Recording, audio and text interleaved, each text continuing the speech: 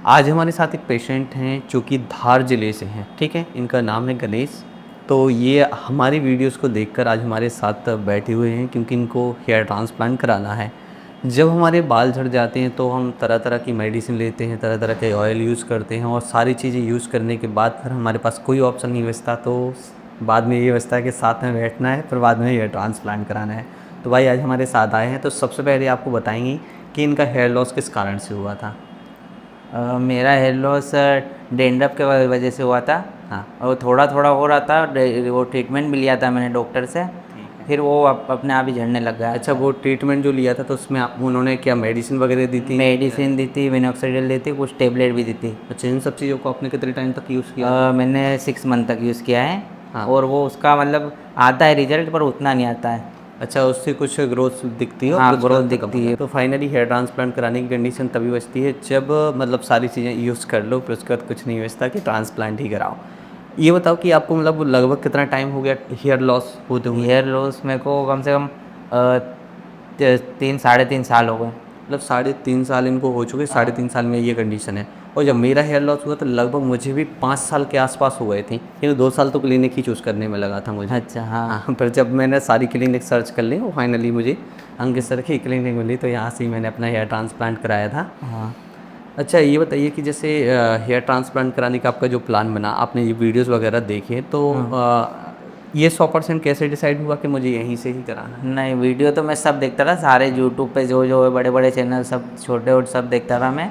पर मुझे आपका जेन्युइन लगा है चैनल, तो उसके वो रिजल्ट वगैरह सब गाइडेंस देना है, मतलब ये अच्छा लगा आपका। और ये मेरे धार ज़िले से पास भी है।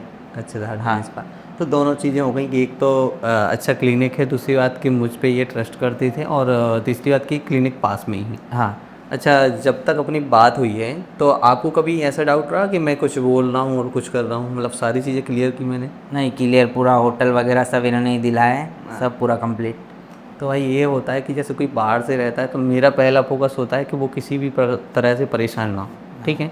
और दूसरी बात कि क्लिनिक तक ले जाना, उनका ट्रांसप्लांट कराना, हेयर लाइन से लेकर और उनकी सर्जरी में सारी जगह पर मैं पूरा देखता हूँ, सारी चीज़ों को प्रॉपर मेज़र करता हूँ कि भाई कहीं ना कोई गलती ना हो।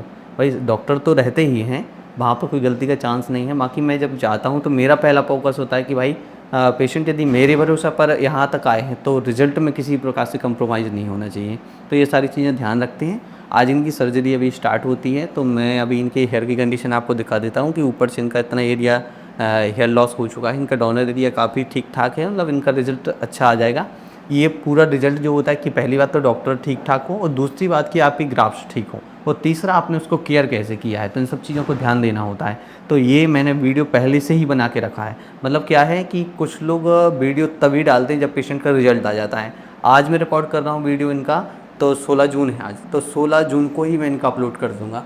मतलब ये नहीं, मुझे डर नहीं है कि इनका रिज़ल्ट आएगा कि नहीं आएगा, इनका 100% रिज़ल्ट आएगा, जिनको डर लगता है। और दूसरी बात कि साइड इफ़ेक्ट वगैरह का आपको किसी ने बोला है कि साइड इफ़ेक्ट हो जाते हैं इन सब चीज़ों से? हाँ, नहीं पता तो चला है मेरे को। हाँ। पर आपके जो देखा है ना, मतलब और वो जो करवाते हैं उनको, मतलब स्रोइलिंग मतलब आती है, मतलब वो सूज जाता है। हाँ। ऐसा आपके इसमें देखा नहीं मैंने कभी तक वीडियो में। तो मतलब ये है कि इतना हाइजीन क्लिनिक है कि आपको स्वेलिंग कभी नहीं आ सकती।